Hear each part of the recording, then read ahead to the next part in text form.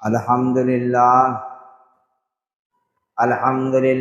نحمده ونستعینه ونستغفره ونؤمن به ونتوکل علیہ ونعوذ باللہ من شرور انفسنا ومن سیئات اعمالنا من یهده اللہ فلا مضل له ومن یضلله فلا ہادی له واشهد ان لا الہ الا اللہ واشهد ان محمدا عبده ورسوله اما بعد اعوذ باللہ من الشیطان الرجیم بسم اللہ الرحمن الرحیم یا ایہا الناس اتقوا ربکم الذی خلقکم من نفس واحدہ وخلق منها زوجها وبث منهما رجالا كثيرا ونساء واتقوا الله الذي تساءلون به والأرحام إن الله كان عليكم رقيبا قال الله تبارك وتعالى يا أيها الذين آمنوا اتقوا الله حق تقاته ولا تموتن إلا وأنتم مسلمون قال الله تبارك وتعالى يا أيها الذين آمنوا اتقوا الله وقولوا قولا سديدا يصلح لكم أعمالكم ويغفر لكم ذنوبكم ومن يطع الله ورسوله فقد فاز فوزا عظيما قال النبي صلى الله عليه وسلم النکاح من سنتی فمن رغب عن سنتی فلیس منی او کما قال صلاۃ والسلام قال النبی صلی اللہ علیہ وسلم اعلنوا هذا النکاح وجعله فی المساجد او کما قال صلاۃ والسلام۔ محترم بزرگ حضرات اور نوجوان بھائیوں اور پیارے بچوں، السلام علیکم ورحمۃ اللہ وبرکاتہ۔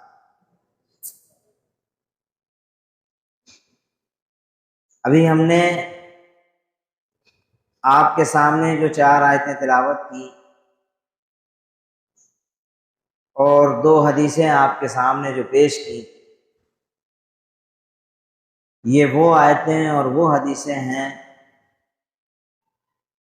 جنہیں دنیا کے اندر تمام تر مسلمان نکاح کے خطبوں میں پڑھا کرتے ہیں، اس کی تلاوت کرتے ہیں۔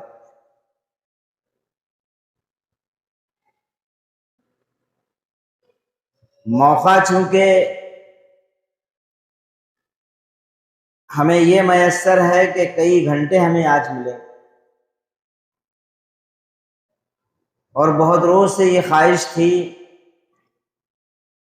کہ نکاح کے متعلق ایک جامع خطبہ،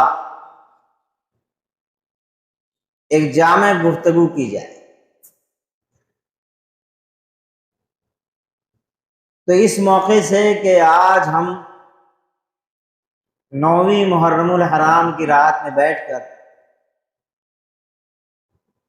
ذکر شہادتین کے بجائے ان آیتوں پر اور ان احادیث پر غور کریں گے،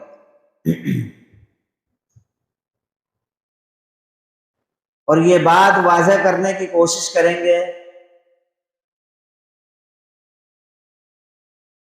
کہ نکاح کے متعلق ہمارے یہاں پر بہت ساری رسمیات، بہت سارے ایسے معاملات یا ایسے کام ہوتے ہیں جن کا تعلق شریعت سے کچھ بھی نہیں ہے۔ وہ خالص ہندوانہ رسم، اور وہ ہمارے اندر اس وجہ سے پیدا ہو گئیں کہ ہم لوگ جس ملک میں رہتے ہیں اس ملک کی ایک بڑی تعداد میں عوام اپنے شادی کے موقعوں پر اس طرح کی رسمیات ادا کرتی ہیں، جس کے نتیجے میں دھیرے دھیرے وہ ہمارے اندر بھی شرائط ہے۔ لیکن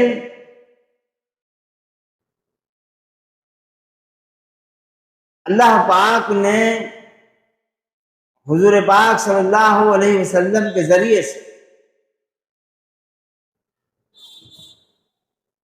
نکاح کا جو خطبہ ہمیں عنایت کیا،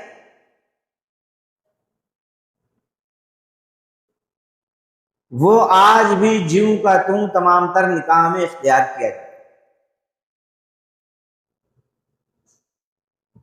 غلطیاں جو کچھ ہیں، رسمیات جو کچھ ہیں، جہالت جو کچھ اپنائی جاتی ہے، وہ اس نکاح کے پہلے یا اس نکاح کے بعد، یعنی یا اس خطبے کے پہلے یا اس خطبے کے بعد۔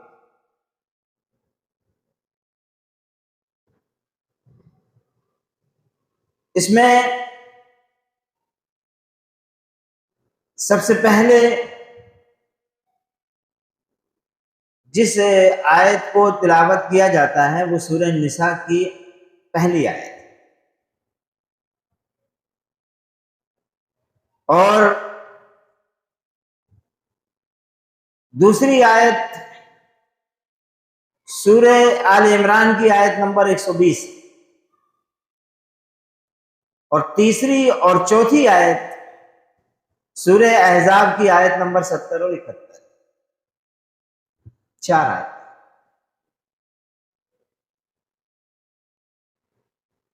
اچھا، اب ان 4 آیتوں میں آپ دیکھیں 4 دفعہ لفظ تقوی استعمال ہو۔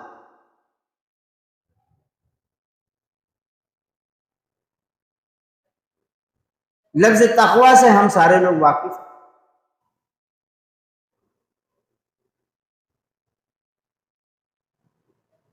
اور شادی کا موقع عمومی طور سے یہ سمجھا جاتا ہے کہ یہ خوشی کا موقع،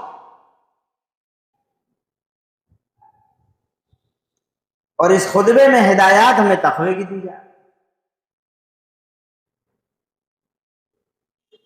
ہمیں جو کچھ بتایا جا رہا ہے وہ یہ بتایا جا رہا ہے کہ تقوی اختیار کرو، تقوی اختیار کرو، تقوی۔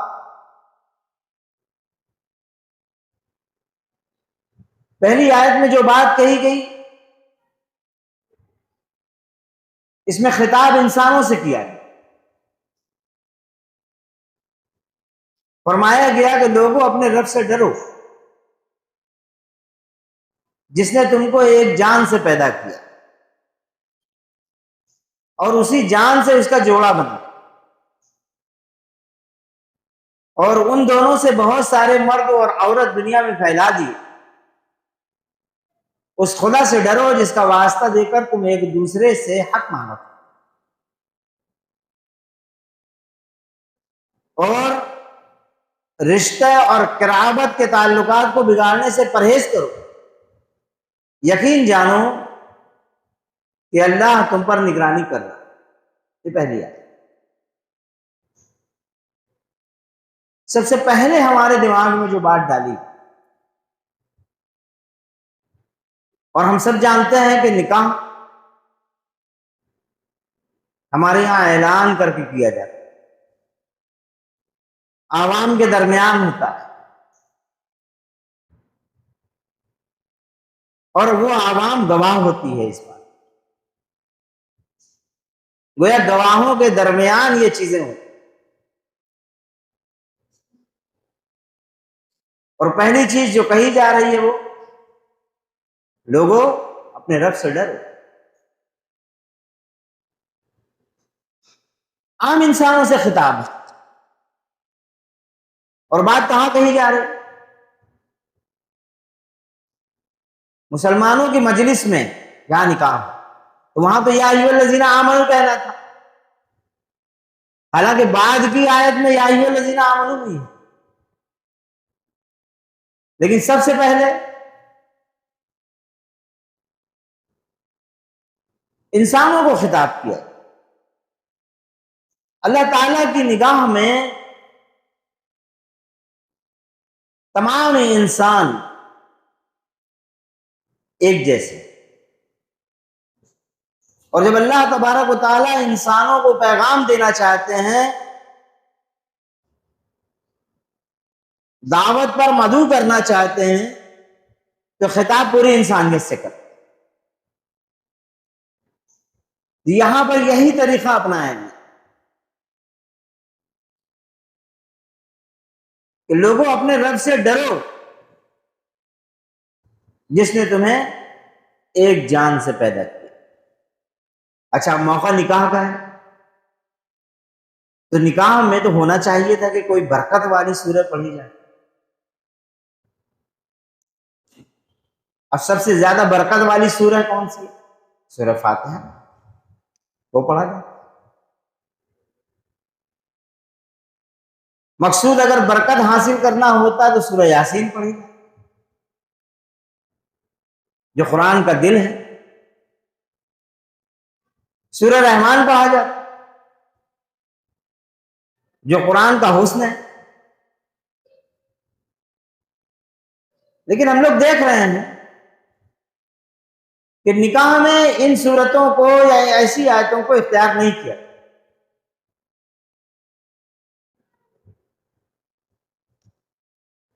بلکہ اختیار جس آیت کو کیا گیا اس میں انسان کی اولین پیدائش کے وقت کو بھی شامل کیا کہ اس بات کو یاد رکھا. اور وہ کیا ہے؟ جس نے تمہیں ایک جان سے پیدا کیا. پھر کیا کیا؟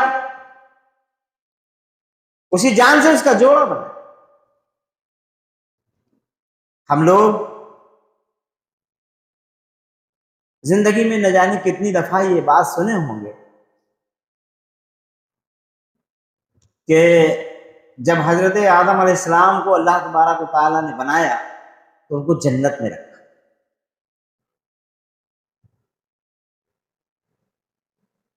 جنت کے اندر ہم لوگ جانتے ہیں قرآن پاک میں جنت کی تصریح کی گئی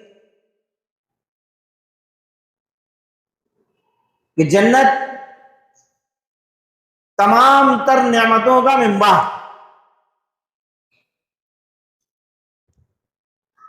ہر قسم کی نعمت جنت کے اندر موجود ہے. ان نعمتوں کے درمیان حضرت آدم علیہ السلام کو رکھ دیا. لیکن ان نعمتوں میں حضرت آدم علیہ السلام کا دل نہیں لگ رہا.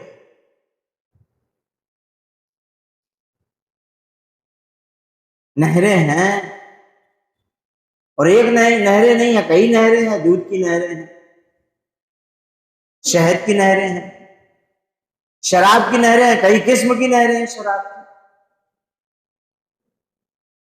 لیکن آپ کا دل نہیں لگ رہا. اللہ تبارک و تعالیٰ اس چیز کو دیکھ رہا ہے.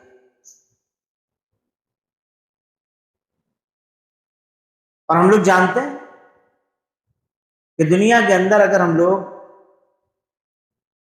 4-6 کمرے کا کوئی مکان بنا لیں اور بڑھیا ٹپ ٹاپ کو اس مکان کو تیار کر دیں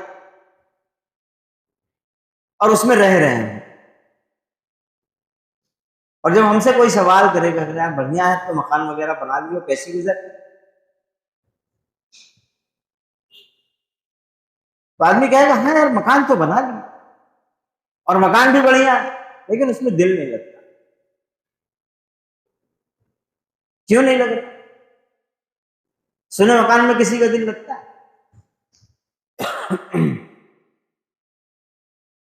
حضرت آدم کا دل بھی جنت میں نہیں لگ رہا، تمہارا سونے مکان میں کیسے لگے گا؟ تو اللہ تبارک و تعالیٰ نے حضرت آدم علیہ السلام سے خود انہی کے جسم سے یا انہی کی جنس سے حضرت حوا کو پیدا کیا۔ معلوم ہوا کہ انسان ادھورا ہے اس وقت تک جب تک کہ اس کے ساتھ اس کی زندگی میں اس کی شریک حیات ہے، وہ ادھورا، تو پورا نہیں۔ اب یہ رشتہ جو نہایت ہی مقدس ہے، اس کو جنت میں قائم کیا گیا۔ رشتہ ازدواج جنت میں قائم ہو رہا،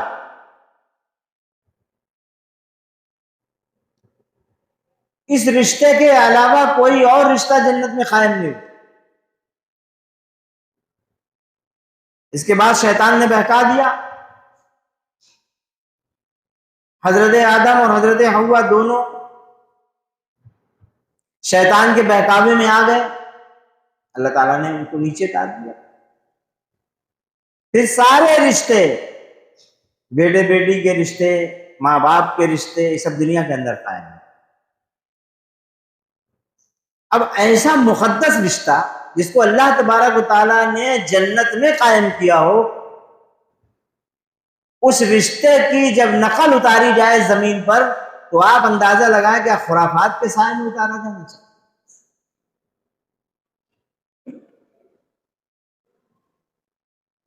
رسمیات کے سائے میں ہونا چاہیے، جہالت کے سائے میں ہونا چاہیے، شیطانیت کے سائے میں ہونا چاہیے، یا قرآن کے سائے میں ہونا چاہیے، سیرت کے سائے میں ہونا چاہیے، اس کے سائے میں ہونا چاہیے۔ آدمی خود اندازہ، یہ وہ خطرناک قسم کی غلطیاں ہیں جو ہم لوگ کرتے ہیں۔ اب یہ غلطیاں ہماری ابتدا سے ہوتی، شروعات سے ہوتی۔ جب ہم لوگ کسی داماد کا یا کسی بہو کا انتخاب کرنا شروع کرتے ہیں، غلطیاں بھی وہیں سے شروع ہوتی۔ اب ایک شخص جب داماد کا انتخاب کرنا چاہتا ہے تو وہ کیا دیکھتا؟ ڈل ڈول اچھی ہو، کاروبار اچھا ہو، یا کوئی نوکری ہو اور اچھی نوکری میں ہو، مکان بہتر بنا ہوا ہو، خاندان اور نسب اچھا ہو۔ یہی چیزیں ہیں جن کو دیکھتا ہے۔ حضور پاک صلی اللہ علیہ وسلم نے ارشاد فرمایا کہ دیکھو، جب تمہارے پاس کوئی ایسا رشتہ آ جائے جس کے متعلق تم جانتے ہو کہ یہ دیندار ہے اور اس کے اندر دین ہے اور با اخلاق ہے، تو تم ایسے رشتے کا انکار نہ کرنا۔ اگر تم نے ایسا کیا تو زمین میں فتنہ اور فساد پھیل جائے۔ معیار یہ داماد کے انتخاب کا معیار کیا بتایا اللہ کے رسول صلی اللہ علیہ وسلم؟ دین ہونا چاہیے۔ لیکن ہمارا معیار جو ہم نے دنیا میں قائم کیا ہے وہ کیا ہے؟ وہ کل دنیا ہے۔ اور حضور نے جو چیز انتخاب کرنے کے لیے کہی وہ کل آخرت، لیکن وہ آخرت دنیا سے گزرتی ہے۔ اس لیے دنیا میں ہمیں انتخاب آخرت کے پیش نظر کرنا چاہیے۔ اچھا، بہو کا جب انتخاب کرنے لگتے ہیں تو وہاں پر بھی غلطیاں شروع ہوتی، بڑی بڑی غلطیاں کرتے ہیں۔ ہر شخص جو بھی کسی بچی کو دیکھنے کے لیے جاتا ہے وہ اپنے زاویے سے، اپنے نقطۂ نظر سے دیکھتا ہے۔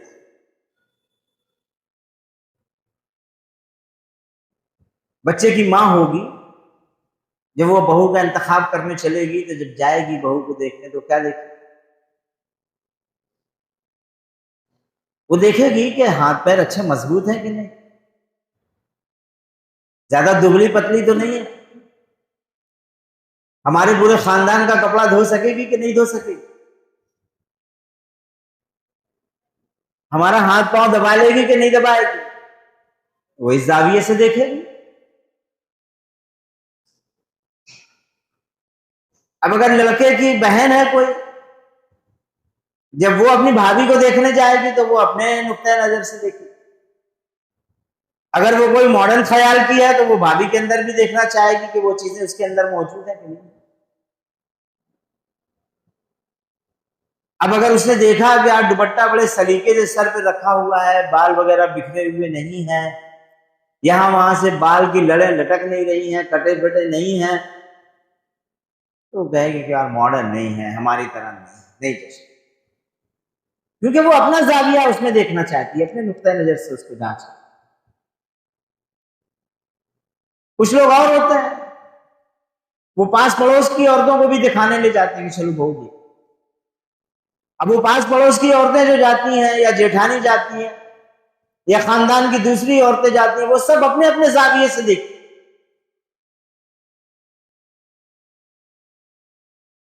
یہی وجہ ہے کہ ایک بچی کو دیکھنے کے لیے 10 رشتے، 15 رشتے پہنچتے، اور باقاعدہ بچیوں کو دیکھا جاتا ہے، انہیں ریجیکٹ کیا جاتا۔ کیوں؟ الگ الگ لوگوں کے زاویے پر کھری نہیں اتر رہی، اور وہ ایک بچی اتنے لوگوں کے زاویے پر، اتنے لوگوں کے نقطۂ نظر پہ کیسے کھری اترے؟ کوئی رنگ دیکھ رہا ہے، کوئی ادائیں دیکھ رہا ہے، کوئی ہاتھ پاؤں دیکھ رہا ہے۔ اچھا کمال کی بات یہ کہ وہ نندے چاہیں جتنی کالی کلوٹی ہوں، لیکن بھابھی اپنی بڑی گوری ڈھونڈیں گی۔ یہ بھی بڑا معاملہ ہے، وہ چاہے جتنی بد اخلاق ہیں، لیکن سارا اخلاق وہ اپنی بھابھی کے اندر دیکھنا چاہے کہ سارے اخلاق اس کے اندر، اس نقطۂ نظر سے دیکھیں۔ یہیں سے غلطی شروع ہو جائے۔ حضور نے جو بات کہی وہ کیا ہے؟ ایک بچی کا نکاح ایک بچے سے ہونا ہے،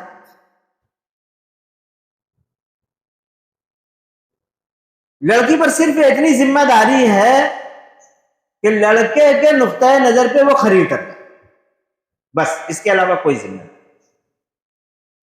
اسی لیے حضور پاک صلی اللہ علیہ وسلم نے فرمایا کہ جس بچے کا کہیں رشتہ لگے اسے چاہیے کہ وہ دور دراز سے اپنے ہونے والی دلہن کو دیکھے۔ دیکھنے کا مطلب کیا ہے؟ وہ اپنے زاویے سے دیکھ لے، اپنے نقطۂ نظر سے دیکھ لے، دوست احباب سے معلوم کر لے، ٹھیک ہے، بس اتنا ہے۔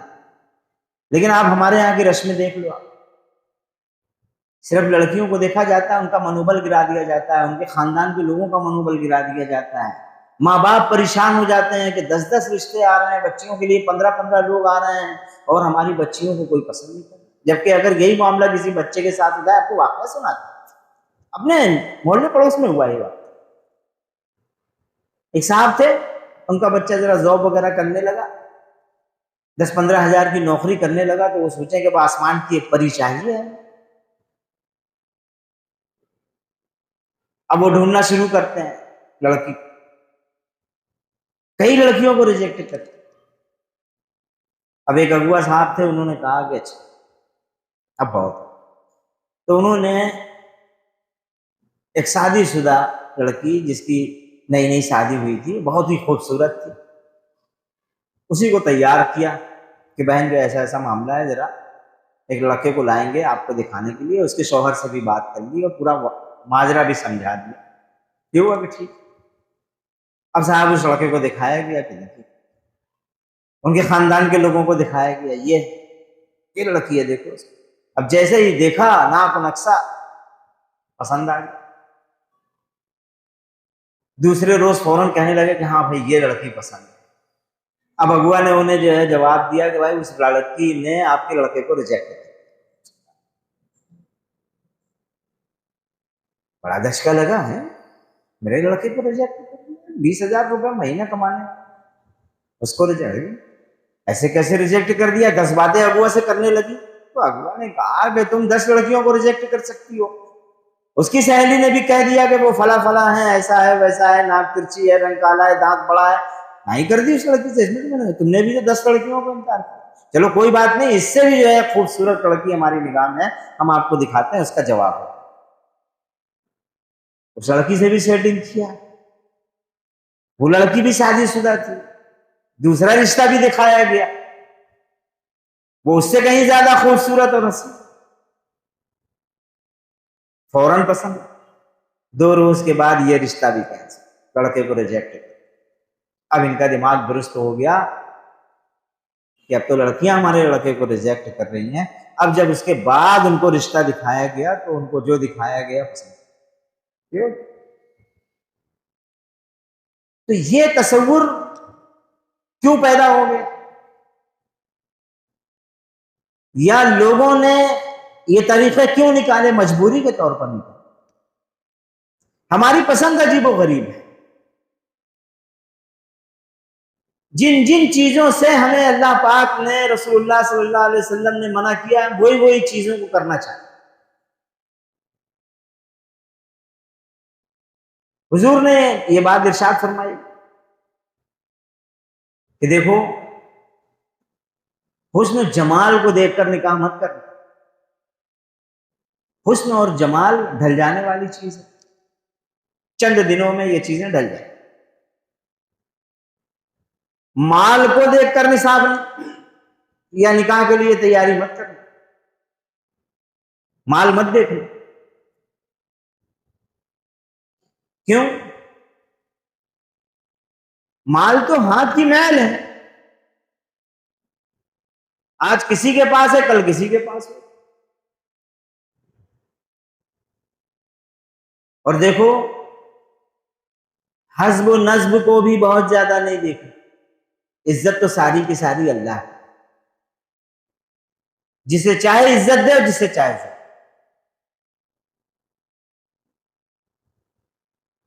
دنیا انہی چیزوں کو دیکھ کر ریجتی ہے، انہی چیزوں کو دیکھ کر نکاح کرتی ہے۔ دوسری قومیں حسن و جمال کو دیکھتی ہیں، مال و اسباب کو دیکھتی ہیں، حسب و نسب کو دیکھتی ہیں۔ تم ایسا نہ کرنا، پھر کیا کرنا؟ تم دین دیکھ کر نکاح۔ جس کو دین مل گیا کل مل گیا۔ حضور پاک صلی اللہ علیہ وسلم نے فرمایا، جس کو نیک بخت عورت مل گئی اس کو دنیا میں جنت مل گئی۔ یہ بات اب ہم لوگوں نے اس کو چھوڑ دیا۔ حضور پاک صلی اللہ علیہ وسلم نے یہ بات بھی ارشاد فرمائی کہ جس نے نکاح کیا اس نے اپنے ایمان کو محفوظ کر۔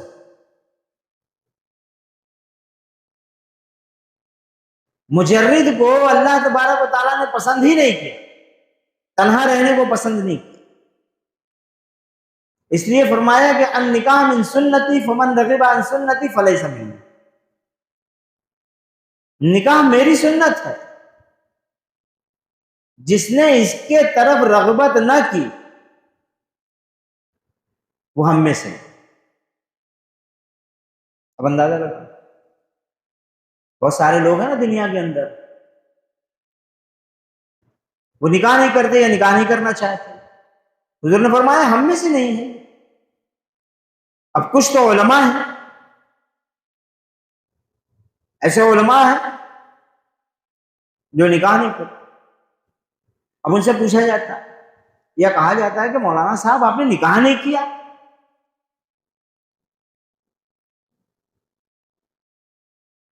ایک بڑی عبادت آپ نے کی نہیں؟ نکاح عبادت ہے، کنٹینیو عبادت میں رہنے والی چیز۔ نماز چند منٹ کی عبادت، دن میں 5 دفعہ کی۔ روزہ سال میں 1 دفعہ، 1 مہینے کی عبادت۔ حج 40 روز کے لیے یا چند روز کے لیے عبادت۔ لیکن نکاح، ہر لمحہ نکاح کے بعد ہر لمحہ انسان کا عبادت میں گزرتا ہے، اس کی نگاہ محفوظ ہو جاتی ہے، وہ جب دیکھتا ہے اپنی بیوی کو دیکھتا ہے، ایمان اس کا محفوظ ہوتا ہے بلکہ کامل ہو جاتا ہے۔ بہت ساری برائیاں جو نکاح سے پہلے سرزد ہو سکتی تھی نکاح کی وجہ سے رک جاتی۔ بیوی کو محبت سے دیکھنا عبادت، بیوی شوہر کو محبت سے دیکھے، حضور نے فرمایا کہ جنت مل گئی اس کو اگر اس کو نیک بخت بیوی مل گئی کہ جب وہ گھر کے اندر داخل ہوا تو بیوی نے اسے مسکرا کر خوش کیا۔ اب اندازہ لگانا، اب اگر آپ گھر کے اندر داخل ہوئے اور داخل ہوتے ہی آپ کے اوپر کوئی مصیبت طاری ہو جائے تو آپ کیا کریں؟ باہر سے تھا کر کے رسمیات کی جھنجٹ سے ہم جتنا دور بھاگیں گے اور شریعت کی طرف جتنا قریب جائیں گے اتنا زیادہ ہمیں دنیا کے اندر سکون اور اطمینان حاصل ہوتا چلا جائے، اور جتنا ہم شریعت سے بھاگیں گے، جہالت کی طرف بھاگیں گے، اتنا زیادہ ہمارے لیے تباہی بڑھتی چلی جائے گی، وہ ہمارا مقدر ہوگی، جیسا کہ آج ہو گیا معاشرے میں۔ رسمیات کا ایک لامتناہی سلسلہ شروع ہوتا ہے، اب بات سیٹ ہو گئی، رسمیات شروع ہو گئی، اب وہ رسمیات جان لیوا رسمیات، قدم قدم پر ایک ایک رسم، آخری روز تک رسم پر رسم ادا، اور وہ تمام رسمیں جہاد۔ علماء اکرام نے ان 4 آیتوں کو خطبے میں تو جاری رکھا، ان احادیث کو بھی بڑے اہتمام سے پڑھتے، لیکن رسمیات کے خلاف کبھی نہیں۔ ذمہ داری کس کی ہے؟ علماء اکرام کی ذمہ داری ہے کہ وہ اس کو بولیں، لیکن اگر علماء خود یہی چیز میں ملوث ہو جائے پھر کیا کریں گے؟ علماء خود رسمیات کو ادا کرنے لگے، علماء اپنے نکاح خود تمام تر جہالیت کی بنیاد پر کریں، اور تمام تر جہالتیں جو دنیا کے اندر رائج ہیں اور قائم ہیں ان سب کو وہ خود اپنائیں، تو عوام کا کیا حشر ہے؟ عوام کا کیا معیار بنے گا؟ یہی وجہ ہے کہ جب بدتمیزیاں بہت زیادہ آگے بڑھ جاتی ہیں، خرافات جب آگے بڑھ جاتی ہیں، اور قومیں جب اس خرافات میں ملوث ہو کر تباہی کے کگار پر پہنچ جاتی ہیں، اور اس کے پیچھے جب دیکھا جاتا ہے تو ذریعہ وہ اہل علم ہوتے ہیں، پھر وہ اہل علم کو کسی زمانے میں ہوش آ جاتا ہے کہ یہ تو قوم و ملت تباہی کے کگار پر پہنچ گئی ہیں، پھر وہ اس کی اصلاح بھی کرنا چاہتے ہیں تو اصلاح نہیں، بلکہ الٹا وہ عوام ان پر چڑھ دوڑتی ہے کہ صاحب کل تک تو آپ خود یہ کر رہے تھے اور یہی چیز کرنے کو کہہ رہے تھے اور آج ہمیں آپ اس سے روکتے ہیں۔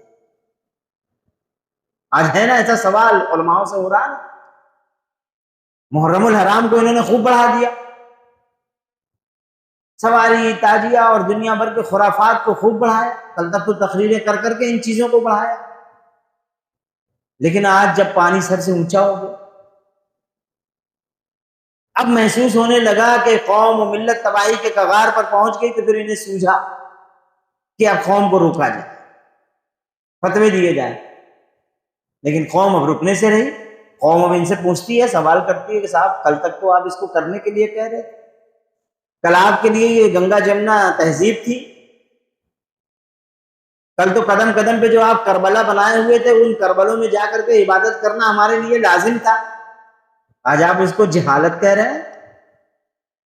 ان کے تمام فتووں کو یہ قوم نے پیروں تلے رون ڈالا، یہ ہوتا ہے۔ اس لیے علماء اکرام کو ہمیشہ حساس ہونا چاہیے، لیکن یہ عجیب المیہ ہے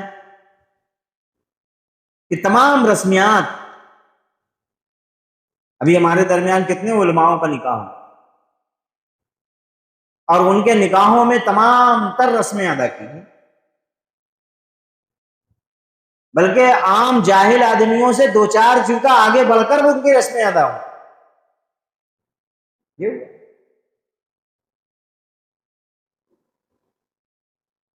اور وہ رسمیات کو ادا کرتے ہوئے ذرا بھی نہیں شرما، ان کو شرم بھی نہیں۔ اب نکاح کی وہ ایک چھوٹا سا وقت جس میں خطبہ پڑھا جائے، اس کو شریعت کے مطابق باقی رکھ، لیکن اس کے اندر بھی ایسے قاضیان کو لوگ بلا لاتے ہیں یا ایسے قاضی کو نکاح پڑھانے کے لیے لے آتے ہیں جو بیچارہ اس خطبے کی 4 آیت کو بھی ادب سے نہیں پڑھتا، کہ وہ ٹھہر کر ادب کے ساتھ پڑھ دے، لوگوں کو اس کو سمجھا دے، اتنا بھی اس کو وقت نہیں یا اور کہیں کہیں تو ایسا محسوس ہوتا ہے کہ کب وہ قاضی کھڑا ہوا اور کب خطبہ ختم ہوا، صرف اس کا کھڑا ہونا اور بیٹھنا دکھائی دیتا ہے، کب خطبہ پڑھ دیا پتہ ہی نہیں، اتنی تیز اسپیڈ میں نکل۔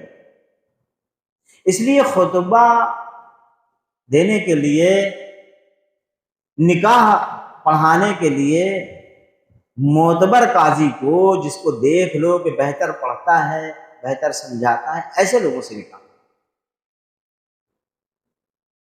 سوچ سمجھ نہیں، ایسے قاضی اٹھا لا۔ ایک جگہ ہم تھے نکاح میں، بڑا اسٹیج بنا ہوا تھا، بڑی بڑی داڑھی والے، حبے جھبے والے لوگ بیٹھے ہوئے تھے، ایک مولوی صاحب کا نکاح ہونا تھا۔ اب ایک دوسرے مولوی صاحب نے وہاں پر خطبہ دیا، مولوی صاحب بھی مانے جانے، وہیں ہم دیکھ رہے تھے سینکڑوں لوگ ان کا ہاتھ پاؤں چوم رہے ہیں، لیکن صاحب جب انہوں نے خطبہ دیا تو وہ 4 آیتیں بھی لپیٹ کر پڑھ گئے۔ پھر اس کے بعد جب دعا کی تو اللہ ماشاء اللہ، دعا میں تو وہ جو دعا حضور پاک صلی اللہ علیہ وسلم نے کی، وہ دعا تو انہوں نے کی ہی نہیں اس جوڑے کے لیے، مزید انہوں نے دعا یہ کر دی کہ اللہ تعالیٰ ان جوڑے کے اندر ایسی محبت پیدا کر دے جیسے حضرت یوسف علیہ السلام اور زلیخا کے اندر محبت، لا حول ولا قوة، یہ دعا کر دیا، مائک میں دعا کر دیا۔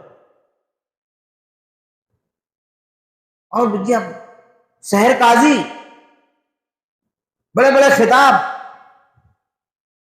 اور بڑے بڑے القاب ان کے نام کے آگے پیچھے لگے۔ اب جو لوگ تھوڑا بہت وہاں پر جانتے تھے ہمارے جیسے، وہ لوگ سر پکڑ لیے، گزب ہو گئے، ایک نبی حضرت یوسف علیہ السلام ہے، اللہ پاک نے قرآن عظیم کے اندر بتایا کہ وہ عورت جو یوسف علیہ السلام کو رجھا رہی تھی وہ نہایت خبیث تھی، بدکار عورت تھی۔ ایک بدکار عورت سے ایک نبی کی محبت ہو ہی نہیں سکتی۔ معلوم ہوا کہ صاحب اسرائیلیات تو بہت پڑھے ہیں، جہالت کی تفسیریں تو بہت پڑھے ہوئے ہیں، لیکن قرآن سے ان کا کوئی سابقہ نہیں یا تو ایسے لوگوں سے نکاح وغیرہ پڑھانے میں پرہیز کیا، جو نکاح کبھی ستیہ ناش کر دیں۔ پھر آپ جماعتوں کو دیکھیں، ہمارے یہاں پر بہت ساری جماعتیں ہیں، ان جماعتوں میں جب اس طرح کا رجحان پیدا ہوا کہ نکاح کچھ شریعت کے دائرے میں کیا جائے، تو ان بیچاروں کو شریعت کتنی سمجھ میں آئی؟ ان بیچاروں کو شریعت صرف اتنی سمجھ میں آئی کہ نکاح مسجد میں کر لیا جائے، بغیر سہرے کے آیا جائے، پیدل چل کر مسجد۔ ان کے یہاں اچھا بتاؤ بھائی، حضور پاک صلی اللہ علیہ وسلم نے جو بات ارشاد فرمائی وہ کیا ہے؟ وہ یہ کہ نکاح اتنا آسان کر دو کہ زنا مشکل ہو جائے۔ اب آپ نے نکاح کو آسان کیا کس کے لیے؟ صرف لڑکے والوں کے، اور کیا شریعت صرف اتنا ہی کہتی ہے کہ پیدل چلے جاؤ مسجد میں نکاح کرو؟ اور جہیز جیسی وہ لعنت، اس کا انکار کون کرے؟ اب اس معاملے میں ایک حمام میں سب ننگے ہیں،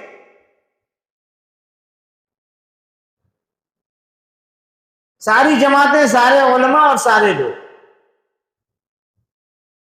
بچے کے لیے تو آپ نے بڑی آسانی پیدا کر دی، آپ نے اپنا خرچ تو پورا بچا لیا اور لڑکی والوں کو بچا لیا۔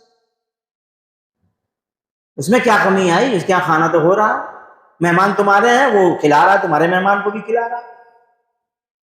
اور یہ لے آیا غریب، کیا کرتے ہیں، کھجور لے آیا ہے تھوڑی سی، چھوارے لے آیا ہے بانٹنے کے لیے۔ اب جب قورمہ لڑکی والا کھلا رہا تھا تو کیا کھجور نہیں کھلا سکتا؟ چھوارے نہیں بانٹ سکتا، وہ قورمہ کھلا رہا ہے، تمہیں بریانی کھلا رہا ہے۔ تو یہاں پر کیا ہے، چھوارا بانٹنے کی سنت یاد ہے، اور جہیز ایک مکمل لعنت ہے، یہ یاد نہیں۔ یہ جو دوغلا پن ہے دینداروں کا، یہ زیادہ بڑا نقصان پہنچا۔ ایک طرف دینداری، اسلام سے جڑا اور اسلام کا نام، اور دوسری طرف شریعت کا مذاق۔ کوئی صرف ایک جماعت کو نہ سمجھے، مسلمانوں کے اندر جتنی جماعتیں ہیں سب، اور رسمیات کی ساری جماعتیں مخالفت کرتی ہیں۔ ہر نکاح میں خطبے ہوتے ہیں، کوئی نہ کوئی شخص کھڑا ہو کر خطبہ دیتا ہے، رسمیات کی مخالفت ہوتی ہے۔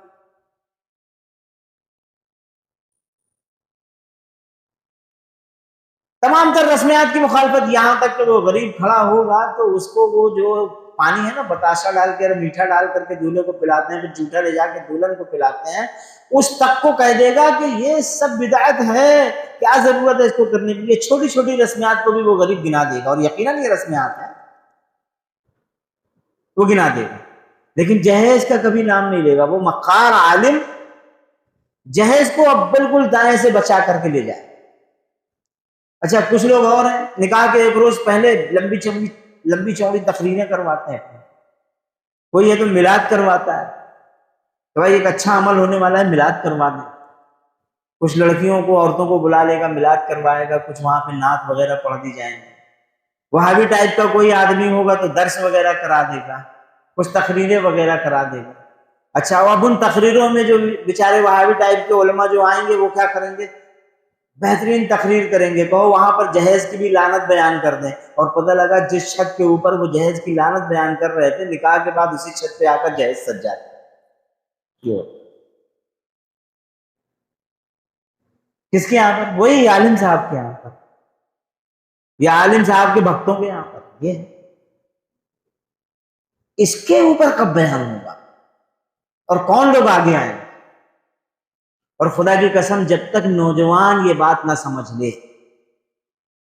جب تک نوجوانوں کی غیرت ابھر کر سامنے نہ آ جائے، اور جب تک نوجوان اس معاملے میں آگے آ کر لوگوں سے سوال و جواب نہ کرنے لگے، اس وقت تک یہ ماحول بدلا نہیں جا سکتا۔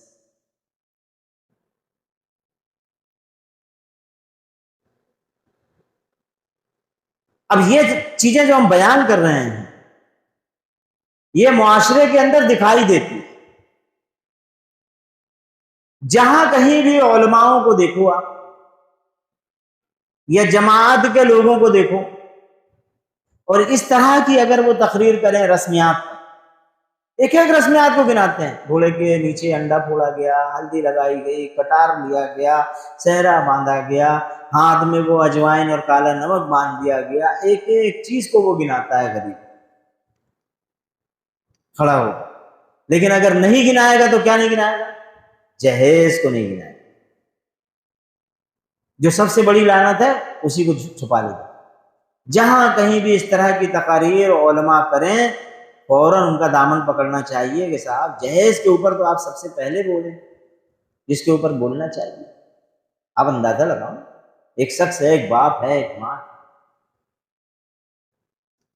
اس نے 17-18 سال تک، 20 سال تک ایک بچے کی پرورش کی، اسے پالا پوسا، جوان کیا، اچھی تعلیم و تربیت دی، پھر وہ ایک غیر کے حوالے کر دی. وہ جو 18 اور 20 سال تک پرورش کرنے والا باپ ہے، ایک لمحے میں اس کی بچی اس کے دل سے جدا ہو رہی ہے، اس کے جگر کا کیا حال ہو رہا ہوگا؟ اس کا جگر، اس کا سینہ تو پھٹا جاتا ہے، دل کٹ کٹ کے گرتا ہے اس وقت جب اس کی بچی اس کے گھر سے جا رہی ہے، اور اس کے ساتھ وہ 2-4-10 لاکھ کے جہیز کا بھی انتظام کرے. وہ بھی تمہیں ڈوب مرنے کا مقام ہے کہ نہیں؟ ایسی بات کیا شریعت اجازت دے سکتی ہے اس کی؟ یا حضور پاک صلی اللہ علیہ وسلم کا عمل ہو سکتا ہے؟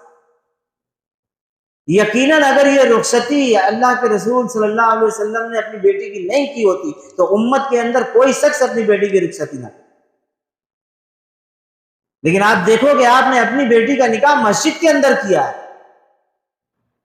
اب مسلمانوں کے اندر حضرت علی سے زیادہ عزت والا کون آدمی ہے جو مسجد سے بھاگتا ہے دوسری جگہ نکاح؟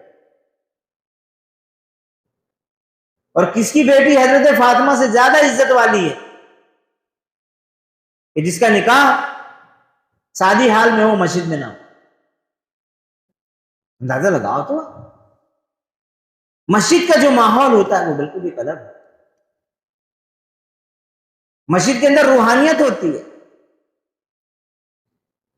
اور ہم نے بتایا کہ آپ کی آدھی زندگی کی عبادت ہے وہ شریک حیات کے لیے جو آپ نکاح کرنے آئے ہیں. آج آپ کی زندگی پوری ہونے والی ہے. مسجد سے اچھا کون سا مقام ہوگا؟ مسجد میں جو لوگ آئیں گے وہ پاک باز ہوں گے، پاکیزہ لوگ ہوں گے. وقت اگر عصر کا ظہر کا ہوگا تو وہ نماز پڑھیں گے، پھر نکاح میں شامل ہوں گے. کسی قسم کی کوئی شیطانیت اور خرافات وہاں پر نہیں ہوگی، بلکہ شیطان مسجد کے اندر داخل ہی نہیں ہوگا. پھر وہاں جو ماحول بنتا ہے، جو روحانیت پیدا ہوتی ہے، وہ کسی شادی حال میں ہو سکتی ہے. لیکن آپ دیکھو کہ امت کی بڑی تعداد مسجد کے اندر نکاح کرنے سے پرہیز کرتے. نوجوانوں کو، ہم کو یہ ماحول پیدا کرنا ہے کہ نکاح مسجد میں ہو. حضور پاک صلی اللہ علیہ وسلم نے یہ بات ارشاد فرمائی کہ نکاح کا اعلان کرو، نکاح مسجد میں. نکاح مسجد میں.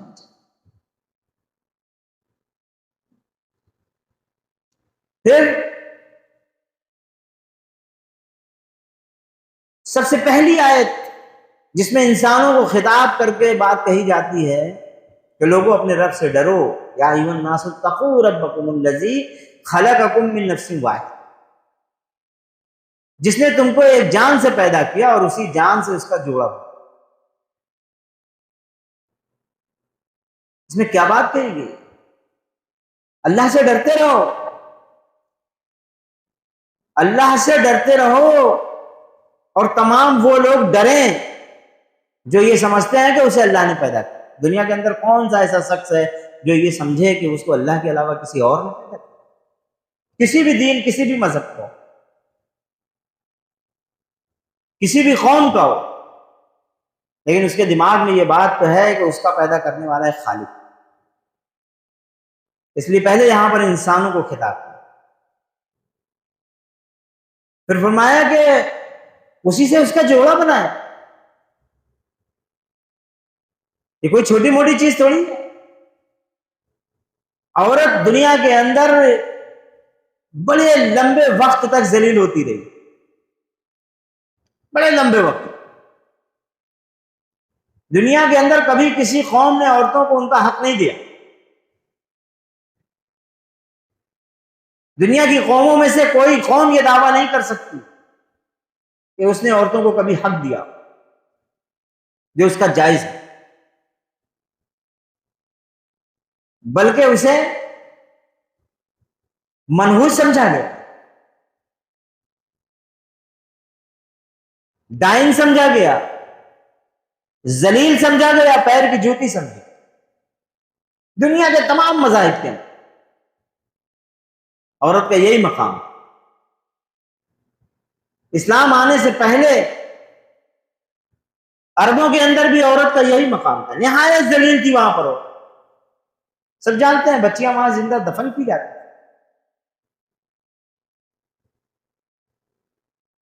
اگر باپ مر جائے اور اس کا کوئی سوتیلا بیٹا ہے تو اس کی دوسری عورت پر یعنی وہ اپنے منہ بولی ماں پر قبضہ کر لیتا تھا۔ کئی دفعہ طلاق دے دی جاتی تھی، پھر اس کو روک لیا جاتا۔ بیوی رکھنے کی کوئی تعداد نہیں تھی، جتنی سمجھ میں آئے رکھ، جب سمجھ میں آئے چھوڑ دو۔ جانوروں کی طرح انہیں بیچا اور خریدا جاتا۔ اور یہ ساری چیزیں کیوں کروی تھی؟ مذہبی کتابوں کے اندر یہ بات سمجھائی گئی تھی کہ عورت جو ہے وہ پیدائشی ناپاک ہے، یہ پاپ کا منبع ہے، یہ سمجھایا۔ عیسائیوں نے تو باقاعدہ یہ بات کہی کہ شیطان نے حضرت حوا کو بہکایا اور حضرت حوا کی وجہ سے حضرت آدم جنت سے نکالے گئے، اس لیے یہ عورت لعنت کی مستحق۔ یہ کہا اللہ تبارک و تعالیٰ نے، کہا نہیں یہ غلطی ہے، عورت خود تمہارے جنس سے پیدا کی گئی ہے، وہ پاپن کیسے ہو سکتی ہے، منحوس کیسے ہو سکتی ہے؟ اس کا مرتبہ اور تمہارا مرتبہ الگ الگ نہیں ہے، دونوں برابر ہیں۔ ہاں ان کے میدان کارزار الگ الگ، مرد کا میدان الگ ہے، عورت کا میدان الگ، اور یہ تقسیم اللہ تبارک و تعالیٰ نے۔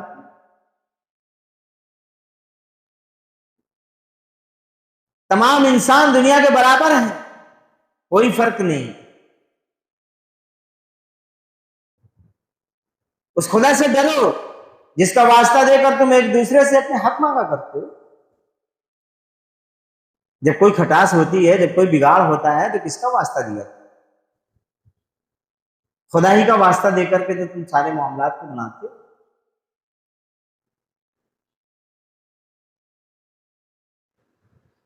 رشتے اور قرابت کے تعلقات کو بگاڑنے سے پرہیز کرو، رشتوں کو کاٹنے کا کام فاسق کیا کرو، اور رشتوں کو جوڑنے کا کام اللہ تبارک و تعالیٰ نے اہل ایمان کے حوالے کیا اور کہا کہ فسق سے بچو۔ اور فاسق کی تو پہچان ہے کہ وہ کسی بھی رشتے کا خیال نہیں کرتا، وقت آنے پر اسے پیروں تلے رون دیتا۔ اور اللہ تبارک و تعالیٰ نے کہا کہ ڈرو اللہ سے، اور اس آیت کے اندر 2 دفعہ کہا گیا کہ اللہ سے ڈرو۔ پھر 2 آیتیں جو اس کے بعد ہیں، 3 آیتیں، اس میں 2 دفعہ کہا گیا کہ اللہ سے ڈرو۔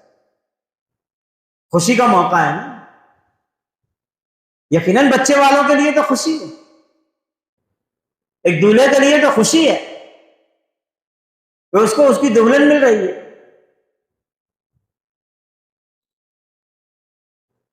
ایک سسر کو ایک پلی پلائی اولاد مل رہی ہے، اس کے لیے تو خوشی کا مقام ہے۔ لیکن اس کے لیے جس کے گھر سے وہ رخصت ہو رہی ہے، اس کے لیے تو کوئی خوشی نہیں ہے، بس صرف یہ ہے کہ ذمہ داری کا جو حق تھا اس کے کاندھے سے آج اترا، یہ ہے وہ چیز۔ اب جس کی خوشی ہے وہ خوش ہو، وہ اپنا مال خرچ کرے، وہ ولیمہ کرے۔ شادی کا موقع ہے، خوشی میں اللہ تبارک و تعالیٰ کو نہ بھول جاؤ۔ خوشی کے موقعوں پر اکثر آدمی اللہ تبارک و تعالیٰ کو، شریعت کو بالائے طاق رکھ دیتے، ایسے موقعوں پر خاص توجہ دلائی جا رہی ہے، خاص طور سے اللہ کو یاد رکھو، اس سے ڈرو، یہ ڈر تمہیں روک دے گا بہت سارے خرافات سے، بہت ساری رسمیات سے۔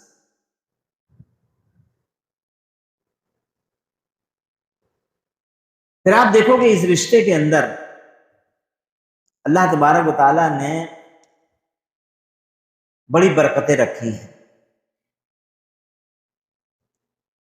اس رشتے کو قائم کرتے وقت اللہ تبارک و تعالیٰ نے کہا کہ مہر کو ادا کرو، مہر کو فرض کیا۔ نکاح کرتے وقت ہر نوجوان اس بات کا خیال رکھے کہ مہر کا انتظام سب سے پہلے۔ ہمارے یہاں پر بڑی خراب رسم ہے یہ بھی۔ اب تو اللہ کا شکر ہے کہ کچھ لوگ نقد دینے لگے، لیکن زیادہ تر لوگوں میں ابھی بھی معاملہ یہ ہے کہ مہر ادھار ہو جائے۔ اچھا، جن کے یہاں مہر ادھار ہوتا ہے ان کے یہاں مہر بھی بہت لمبے چوڑے بنوائے، بڑی بڑی رقمیں بنوا دی جاتی ہیں۔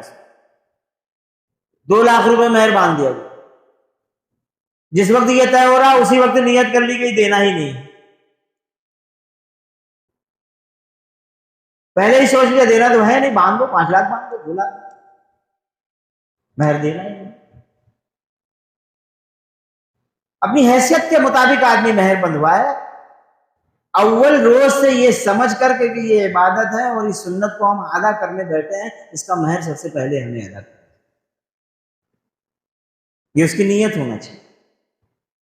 اعمال بالنیات، آپ کی عبادت بن جائے گی یہ چیز آپ کی نیت کے مطابق۔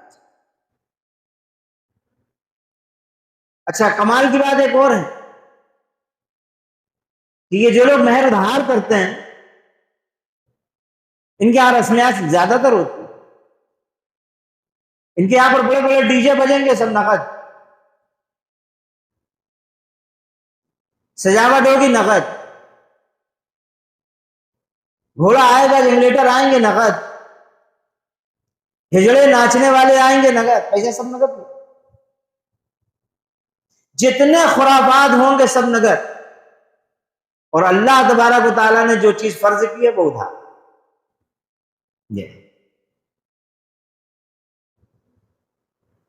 ڈوب مرنے کی بات ہے ایک غیرت مند نوجوان، لیکن کیا کریے کہ اس کو کبھی غیرت دلائی ہی نہیں گئی، اسے بتایا ہی نہیں گیا کہ یہ تیری حمیت سے کھلواڑ ہے۔ اس کا باپ خود بے غیرت ہے تو بیٹا بھی بے غیرت ہے، اگر باپ باغیرت ہوتا تو بیٹے کو باغیرت بناتا، لیکن اس نے ایسا نہیں۔ اس کی وجہ یہی ہے کہ جب ہمارے بڑے ان چیزوں کو نہیں جانتے، ان کو غیرت نہیں آتی، تو ہمارے چھوٹوں کو بھی نہیں، یہ اوپر سے چلی آ رہی ہے۔ پھر سورہ آل عمران کے اندر جو بات کہی گئی،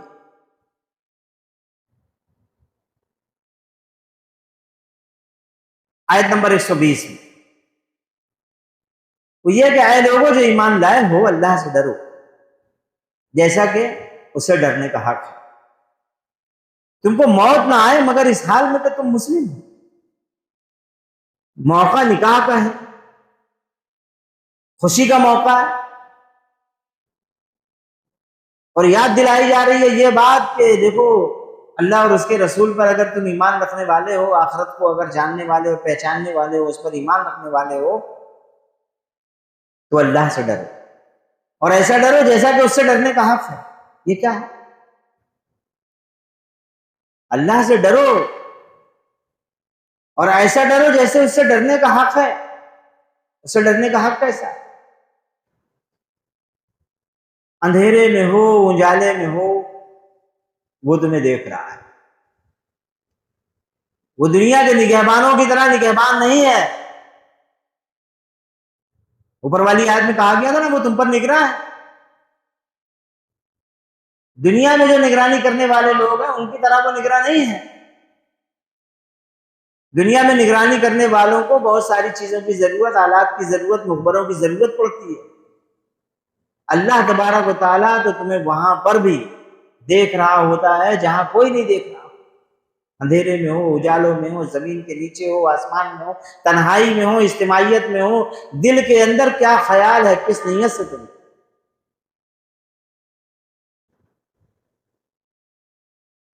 وہ تمام تر چیزوں کا جاننے والا۔ اس لیے یہ بات فرمائی گئی کہ اے لوگوں جو ایمان لائے ہو،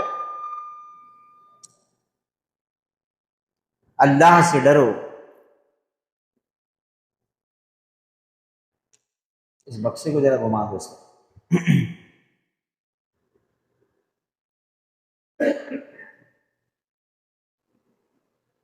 اور ہر شخص یہ دیکھتا رہے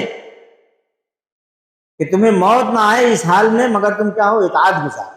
مسلم کا مطلب ہوتا ہے اطاعت گزار، اللہ کے بندے، اس کی اطاعت کرنے والا، اطاعت گزار. پھر فرمایا یا ایھا الذین آمنوا اتقوا اللہ وقولوا قولا سدیدا، اے لوگوں جو ایمان لائے ہو اللہ سے ڈرو. پھر کہا اوپر ہم آپ کو یہ بات سمجھائے تھے پہلی آیت کے اندر کہ وہاں خطاب انسانوں سے، اس لیے وہاں پر پیغام ہے، اور یہاں پر خطاب اہل ایمان سے، اس لیے یہاں پر حکم ہے. جب اہل ایمان کو خطاب کیا جاتا ہے تو انہیں حکم دیا ہے. یہاں پر بھی اللہ تبارک و تعالیٰ نے انہیں حکم دیا کہ اے لوگوں جو ایمان لائے ہو اللہ سے ڈرو، اور جب کہو تو سیدھی بات، سچی بات. سیدھی اور سچی بات کیوں کہو؟ رشتہ داری ہو رہی ہے، کچھ باتیں بھی بنیں گی بگڑیں گی. اب ایک نیا خاندان وجود میں آ رہا ہے، نئے لوگوں سے تمہاری ملاقات ہوگی، کبھی کبھار کچھ باتیں انبن بھی ہو جائیں گی. باتیں جیسی بھی ہوں اس میں تم کیا کرو گے؟ جب بولو گے سچ بولو. فساد کہاں سے کھڑا ہوتا ہے؟ جب باتوں کے اندر کچھ باتیں ملائی جائیں، جھوٹ کہا جائے، کچھ باتوں کو کم کچھ باتوں کو زیادہ کر دیا جائے، اپنی طرف سے کچھ باتیں ڈال دی جائیں یا کچھ باتیں اس میں سے نکال دیں، پھر فساد بنے. اللہ تبارک و تعالیٰ نے کہا کہ اگر اللہ سے تم ڈرنے والے ہو اور اللہ اور اس کے رسول اور آخرت کے دن پہ اگر ایمان رکھتے ہو تو تمہیں کیا چاہیے کہ تم جب بولو ٹھیک بات، صاف ستھری بات بولو، ٹیڑھ میڑھ اختیار مت کرو، سیدھی بات. اللہ تمہارے اعمال درست کر دے گا. جب تم ایسا عمل کرو گے تو کیا کرے گا؟ تمہارے غلط اعمال کو بھی وہ درست کر دے گا، تمہارے اعمال کی اصلاح فرما دے گا، تمہاری غلطیوں کو خرچ کر نکال دے گا، تمہیں پاکیزہ کر دے گا، تمہارا تزکیہ کر دے گا، تمہیں صاف کر دے گا. یہ کرے گا، تمہاری اصلاح کر دے گا اور تمہارے قصوروں سے درگزر فرما دے گا. انسان ہونے کے ناطے کچھ نہ کچھ تو ہوگا. دنیا کے اندر جب تک انسان ہے بحیثیت انسان، اس سے کچھ نہ کچھ گناہ، کچھ نہ کچھ قصور، کچھ نہ کچھ باتیں ایسی ہو جاتی ہیں جس سے کبھی کسی کا دل دکھ گیا، کسی کو ٹھیس پہنچ گئی، کسی کے دل میں زیادہ تکلیف پہنچ گئی، کوئی معاملہ بگڑ گیا. ان تمام تر معاملات میں اگر کچھ خرابیاں ہو گئیں تو اللہ تبارک و تعالیٰ سے توبہ کرو گے، وہ تمہیں معاف کر دے گا، بلکہ تمہاری بہت ساری غلطیاں بغیر توبہ کرے نظر انداز کر تمہارے قصور معاف کر دے گا، درگزر کرے گا. جس نے بھی اللہ اور اس کے رسول کی اطاعت کی اس نے بڑی کامیابی حاصل کی. پوری زندگی کے لیے یہ بات کہی گئی، نکاح کے وقت کہی جا رہی ہے، جس نے اللہ اور اس کے رسول کی اطاعت کی اور اطاعت کرتے ہوئے زندگی گزاری اس نے بڑی کامیابی حاصل کی. یہ ہے وہ خطبے کی مختصر تصریح جو عربی میں ہمارے سامنے پڑھا جاتا ہے، لیکن اسے سمجھایا نہیں جاتا. اس کی چند ایک باتیں آج ہمارے سمجھ میں آ گئی. اب اس کے اندر کچھ باتیں اور سمجھ لینا چاہیے. جیسے مثال کے طور پر کہ شیطان کی جو خوشی ہوتی ہے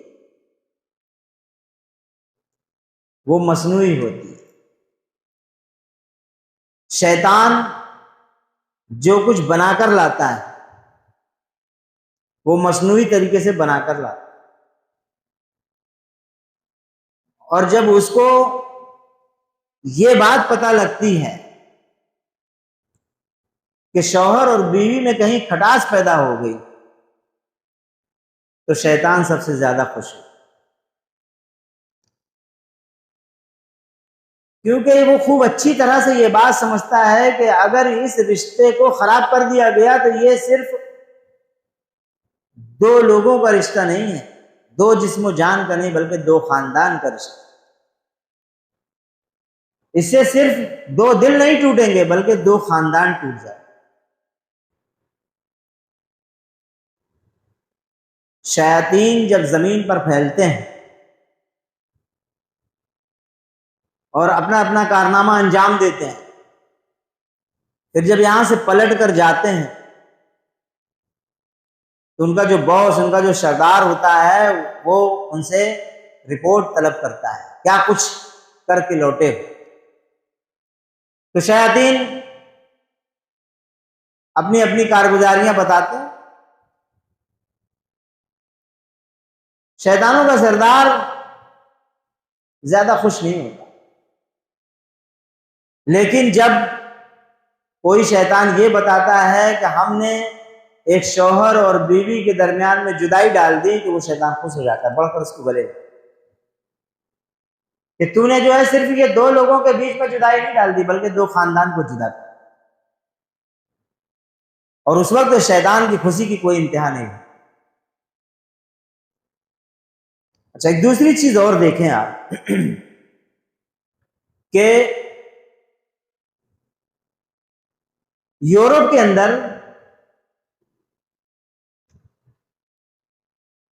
عورتوں کی فطرت کو مسخ کیا گیا،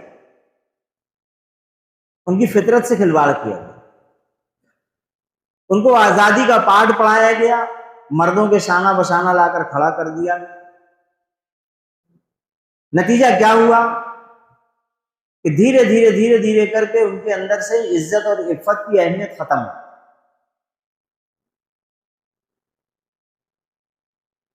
وہ اپنے تعلقات اس انداز میں قائم کرنے لگے جس میں نکاح کی ضرورت کو انہوں نے محسوس ہی نہیں کیا۔ لیکن وہ جذبات کہاں لے کے جاتے ہیں؟ عورت کے اندر ایک جذبات تو ہے، اللہ تعالیٰ نے ودیت کیا ہے، بھائی کا جذبہ بہن کے دل میں ہوتا ہے، پروان چڑھتا ہے، بیٹے کا جذبہ اس کے دل کے اندر ہوتا ہے، اولاد سے محبت فطری چیز ہے۔ اب یہ چیزیں اس کو نہیں ملی، جب یہ چیزیں اسے نہیں ملی تو پھر کیا ہوا؟ اس نے کتے اور بلیوں کو پالا، اپنی گود میں کتے اور بلیوں کو پالا۔ جتنے پیسے میں وہ کئی اولاد کی پرورش کر سکتی تھی اتنے میں انہوں نے کیا کیا؟ کتوں کو پالا، گود میں کتے لیے گئے۔ یہ ممتا کی پہچان، تو وہ جذبات کو وہ کہاں لے جاتے؟ پھر اسی طرح یورپ کے اندر بیوہ عورتوں کے لیے کسی قسم کا کوئی قانون موجود نہیں، اور دنیا کی دوسری قوموں کے اندر بھی یہ چیزیں نہیں۔ اسلام نے عزت بخشی بیوہ عورتوں۔ جب عالمی جنگ ہوئی،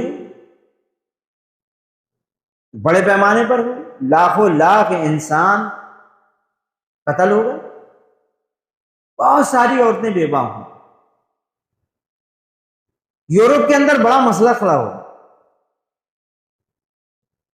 کہ ان بیوہ عورتوں کا کیا کیا جائے۔ ان کے پاس کوئی قانون نہیں تھا، کوئی نیم نہیں، جس کے نتیجے میں کیا ہوا؟ بڑے بڑے چکلے کھانے کھل گئے، عورتیں بے یار و مددگار یہاں وہاں پھرتی، پورے معاشرے کی گندہ کر ڈالی، پورے معاشرے کو گندگی پھیلا دی، یہ کر دیا۔ لیکن مسلم دنیا میں ایسا کچھ نہیں ہوا، ان کے پاس قانون موجود تھا۔ ایسے موقع پر اللہ تبارک و تعالیٰ نے بیان کیا تھا، ایسے ہی موقعوں کے لیے کہ تم عورتوں سے نکاح کر لو، ایک ایک، دو دو، تین تین، چار چار۔ وہاں پر جب عورتیں بہت زیادہ بیوہ ہوئی تو لوگوں نے کیا کیا؟ کسی نے دو سے، کسی نے تین سے، کسی نے چار سے نکاح کر لیا۔ وہ ساری عورتیں عزت کے ساتھ گھروں میں ٹک کر رہنے لگی، ان کی اولادوں کی بھی پرورش ہوئی۔ ایسی کوئی گندگی مسلم دنیا میں نہیں پھیلی۔ یہ کس چیز کی برکت؟ یہ اس نکاح کی برکت۔ اور ایسا بھی نہیں ہوا کہ یہ مسلم دنیا کے لوگ بھوکے مرنے لگے ہوں، کیونکہ انہوں نے جو کچھ کیا وہ قرآن کے حکم کے مطابق کیا۔ اور حضور پاک صلی اللہ علیہ وسلم کی وہ حدیث،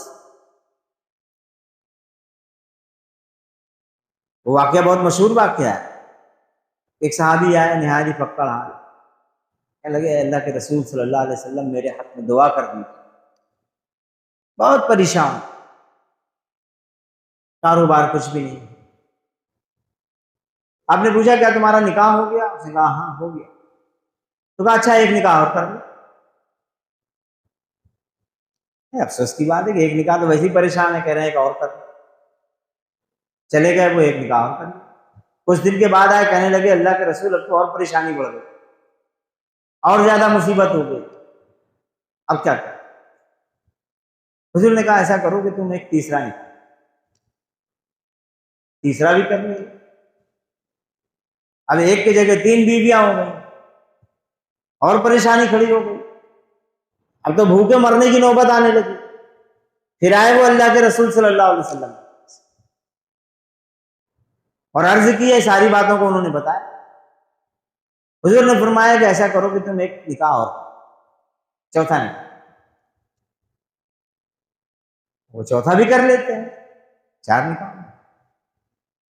اب اس کے بعد حضور کے پاس بہت روز تک نہیں آتے، کافی روز کے بعد حضور پاک صلی اللہ علیہ وسلم کے سامنے کھڑے ہوتے ہیں۔ ایک روز مسجد نبوی میں نماز پڑھتے، حضور ان کو پہچان ہی نہیں پاتے، تو ٹھاٹ باٹ بدل گئے ہیں، کپڑے لتے میں بڑا فرق آ گیا ہے، چال ڈال میں بہت نمایاں فرق ہو چکا ہے، حضور نہیں پہچانتے۔ کھڑے ہو گئے، حضور پاک صلی اللہ علیہ وسلم کا دامن پکڑ لیا، کہنے لگے اللہ کے رسول آپ نے پہچانا نہیں؟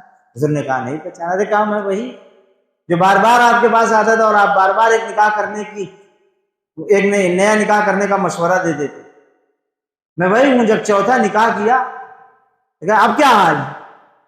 کہا اب تو اللہ کا شکر ہے، معاملہ یہ ہوا کہ جب میں نے چوتھا نکاح کیا تو وہ عورت اون کاٹنا جانتی تھی، وہ گھر پر آئی اون کاٹنے لگی۔ پچھلی تمام 3 بیویوں کو انہوں نے اون کاٹنا سکھا دیا، اور ان سے جو بچے تھے ان کو بھی اون کاٹنا سکھا دیا، اور میں مارکیٹ کرنے لگا، ایک بڑا کاروبار ہو گیا ہے۔ تو سب کچھ بدل گیا۔ تو کوئی یہ نہ سمجھے، یہ قانون موجود تھا، مسلمانوں نے اس سے فائدہ اٹھانا۔ اس مقام کے لیے یہ حکمن چیز نہیں، اجازت ہے نا، اس اجازت سے مسلمانوں نے فائدہ اٹھا لیا۔ اب دنیا میں کسی قوم کے پاس یہ قانون نہیں تھا، وہاں گندگی پھیلی، مسلمانوں کے یہاں یہ گندگی نہیں پھیل سکتی۔ جنگ عظیم میں یہ ایک بہت بڑا مسئلہ شروع ہوا، لیکن بہرحال اللہ تبارک و تعالیٰ نے اسے آسان فرما دیا۔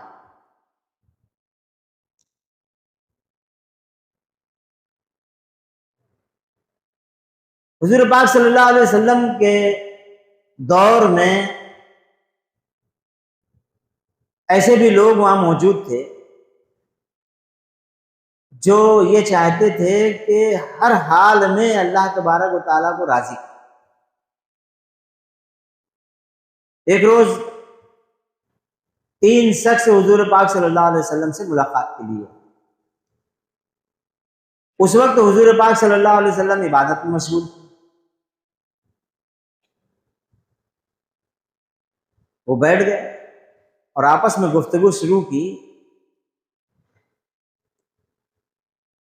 کہ یہ حضور پاک صلی اللہ علیہ وسلم ہیں، ان کا اگلا اور پچھلا سب کچھ اللہ نے معاف کر دیا ہے، پھر بھی آپ عبادت اور ریاضت میں اس قدر مشقت برداشت کرتے۔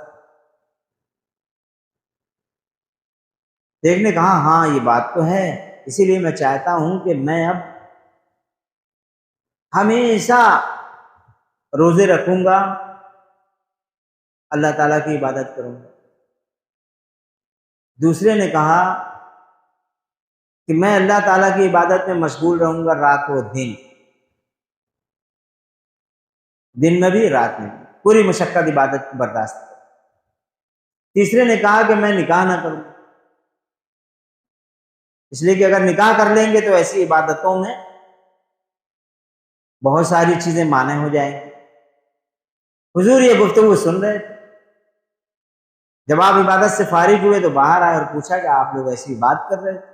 لوگوں نے کہا ہاں۔ تو حضور پاک صلی اللہ علیہ وسلم نے فرمایا کہ دیکھو میں عبادت بھی کرتا ہوں اور نہیں بھی کرتا، یعنی راتوں کو جاگتا بھی ہوں اور نہیں بھی جاگتا، اور میں روزہ بھی رکھتا ہوں نہیں بھی رکھتا، یہ نفلی روزے کی بات، کبھی رکھتا ہوں کبھی نہیں رکھتا، اور تم دیکھ رہے ہو کہ میں نکاح بھی کرتا ہوں۔ اس طریقے سے جو اعراض کرے وہ ہم میں سے، اس لیے وہ بات ہم نے کہی تھی کہ مجرد رہنے کو اللہ تبارک و تعالیٰ پسند نہیں کرتا۔ جو شخص یہ عہد کر لے کہ وہ مجرد رہے گا، حضور نے فرما دیا کہ وہ ہم میں سے، کیوں؟ اس نے زندگی کی آدھی عبادت سے انکار کر، نسل انسانی کے ذریعے کو ٹھکرا دیا۔ اب وہ یہ سمجھتا ہے کہ ہم ایک کونے میں بیٹھ کر بغیر شادی کیے اللہ اللہ کریں گے، یا دین کا کام زیادہ کر لیں گے، یا اسلام کا کام کریں گے، بیٹھ کر تفسیر قرآن کی لکھیں گے، بڑی بڑی کتابیں لکھیں گے، شادی کر لیں گے تو لڑکے بچوں کی جھنجھٹ میں الجھنا پڑے گا۔ اس طرح کے اس کے دل و دماغ کے اندر خیال پیدا ہوتے ہیں، اور وہ نکاح سے اپنے آپ کو روکے رکھتا ہے، مجرد رہتا ہے۔ اس کو کبھی معلوم ہی نہیں پڑتا کہ بیوی کی مسکراہٹ کیا ہے۔ اب اس شخص سے دنیا کے معاملے میں تو سوال ہو ہی نہیں سکتا، وہ کیا جانے دنیا کو، جو بیٹھ کر ایک کنارے اللہ اللہ کر رہا ہے۔ بھائی وہ شادی کرتا، حلال کماتا، بیوی کی فرمائش پوری کرتا، پھر اس کے بعد اللہ تعالیٰ کی بھی عبادت کرتا، اس کے رسول کی بھی اطاعت کرتا، پھر بچے روتے اور بلکتے اور اس سے فرمائش کرتے، ان کے کھلونے بھی وہ جائز طریقے سے خرید کے لاتا، تب اسے معلوم پڑتا کہ دنیا کی عبادت اور اللہ رب العالمین کی اطاعت اور اس کے رسول کی اطاعت حلال سے کرتے رہنا، اور پھر اس کے بعد ان عبادتوں میں مشغول رہنا کتنا کچھ فرق ہے اس سے کہ جب ایک کنارے بیٹھ کر اللہ اللہ کی ضربے لگا، اس کو تو معلوم ہی نہیں۔ اس لیے اللہ تبارک و تعالیٰ نے یہ بات ارشاد فرما دی کہ جو شخص مجرد رہنے کا فیصلہ کرے وہ ہم میں سے۔ پھر آپ نے یہ بات بھی ارشاد فرمائی کہ تم میں سے سب سے بہتر وہ شخص ہے جس کے اخلاق بہتر، اور خاص طور سے اپنی بیویوں کے ساتھ اس کا رویہ لطف اور محبت کا ہو۔ جامع ترمذی میں یہ بات ارشاد، یہ بات بھی ارشاد فرمائی گی کہ کوئی شخص اپنی منقوہ سے نفرت نہ کرے، ہو سکتا ہے کہ اس کی ایک عادت ناپسند ہو مگر دوسری عادت تمہیں خوش کر، تو مسلم سے بھی کوئی بیان ہے۔ یہ بات بھی ارشاد فرمائی آپ نے کہ لوگوں اپنی بیویوں کے معاملے میں اللہ سے ڈرو، تم نے انہیں اللہ کے امان کے ساتھ اپنے عقد میں لیا ہے، اور اسی اللہ کے کلمے سے، اس کے حکم سے تمہارے لیے وہ حلال ہو گئی۔ اور حجۃ الوداع کے موقع پر تو آپ نے یہ بات ارشاد فرمائی کہ بار بار اس بات کو یاد دلایا کہ ہمارے بعد عورتوں کا خیال رکھنا، ان کا حق ادا کرنا، عورتوں کا خیال رکھنا، ان کا حق ادا کرنا، عورتوں کا خیال رکھنا، ان کا حق۔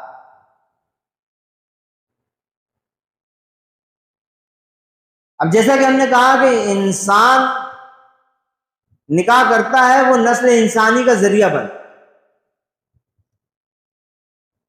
نسل انسانی کی بقا کے لیے گویا ایک عمارت میں نئی اینٹ رکھنے کا مترادف ہے۔ جس نے نکاح سے انکار کیا گویا اس نے اس عمارت کو ٹھیس پہنچا۔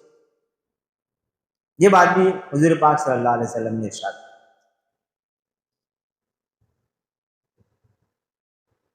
پھر نکاح جو ہے وہ نگاہوں کو نیچی رکھنے کا بھی ذریعہ ہے، ذہن اور دماغ کو پاک رکھنے کا بھی ذریعہ ہے۔ حضور پاک صلی اللہ علیہ وسلم نے ارشاد فرمایا کہ جب کبھی تم کسی پرائی عورت کو دیکھو، اس پر نگاہ پڑ جائے اور کوئی خیال دل میں پیدا ہو جائے تو تم کیا کرو؟ اپنی بیوی کے پاس چلے، اسی وقت تم کیا کرو؟ اپنی بیوی کے پاس چلے۔ کتنی بڑی برائی سے حضور پاک صلی اللہ علیہ وسلم نے ایک الفاظ میں روک، دنیا کے اندر کوئی شخصیت ایسی نہیں ہو سکتی جو اتنے کم الفاظ میں اتنی اونچی بات کو سمجھاتی، بلکہ آپ نے تو اس سے بھی بڑی بات کی۔ آپ نے یہ بات ارشاد فرمائی کہ اگر لوگ مجھے 2 چیزوں کی ضمانت دے دیں، یا تم مجھے 2 چیزوں کی ضمانت دے دو تو میں تمہیں جنت کی ضمانت دوں۔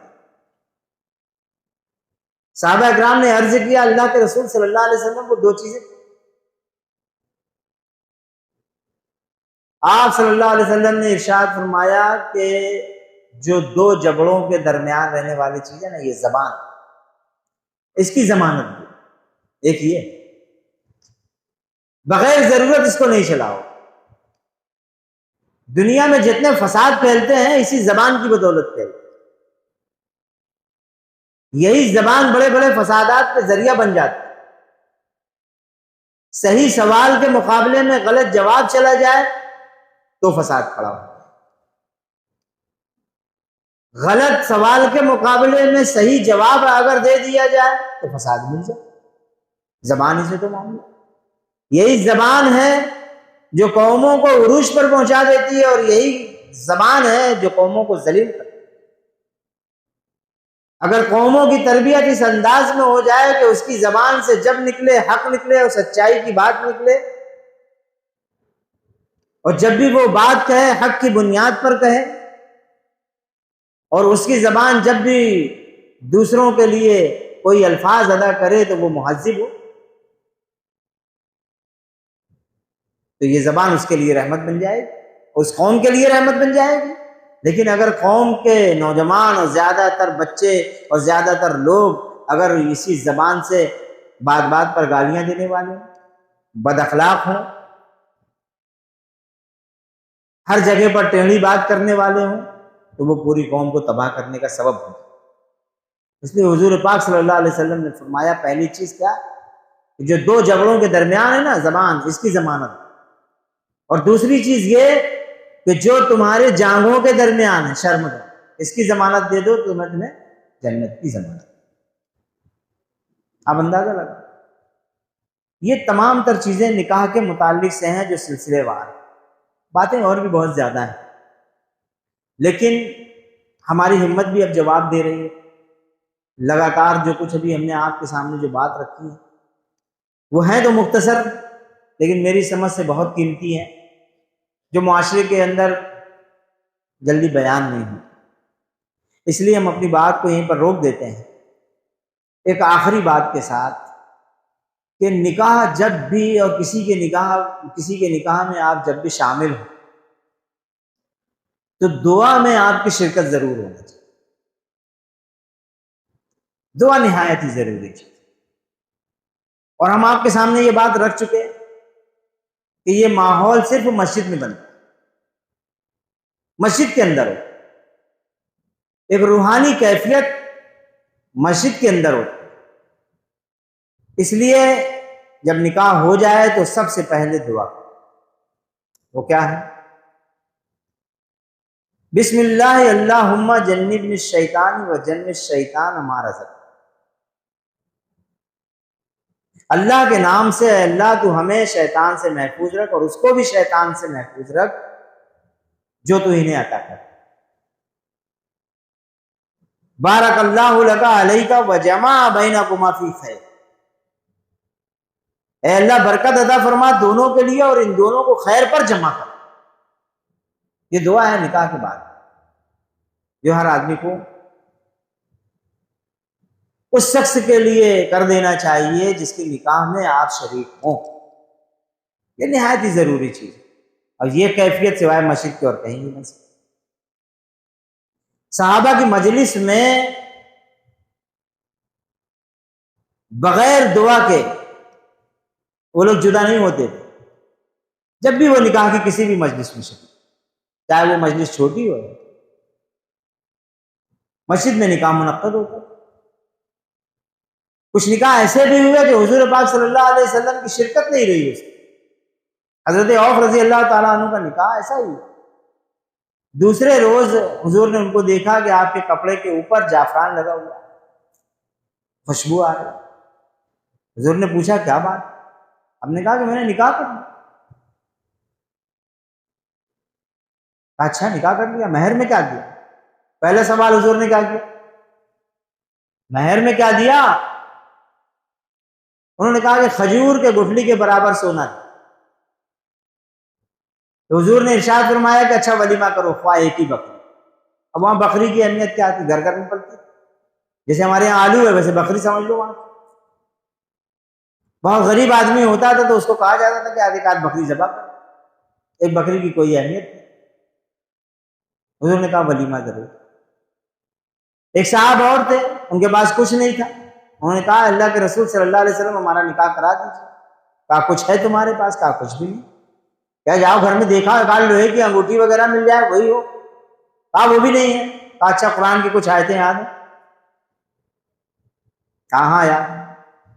آپ نے نکاح پڑھا دیا اور کہا کہ یہی آیتیں یہی صورتیں جو تمہیں یاد ہیں وہ اپنی دلہن کو یاد کرا دینا، یہی تمہارا۔ اب ولیمہ کیسے ہو؟ اتنے غریب آدمی، اتنے غریب آدمی کا ولیمہ کیسے؟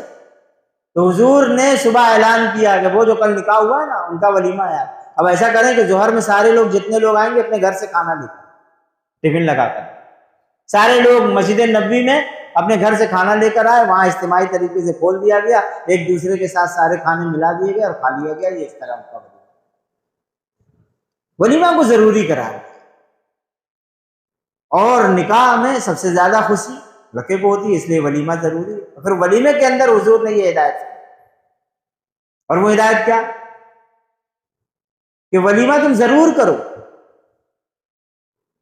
اور وہ ولیمہ یا وہ کھانا سب سے بدتر کھانا ہے، بدترین کھانوں میں سب سے بدتر کھانا وہ ہے جس میں غربا شریک نہ کیے۔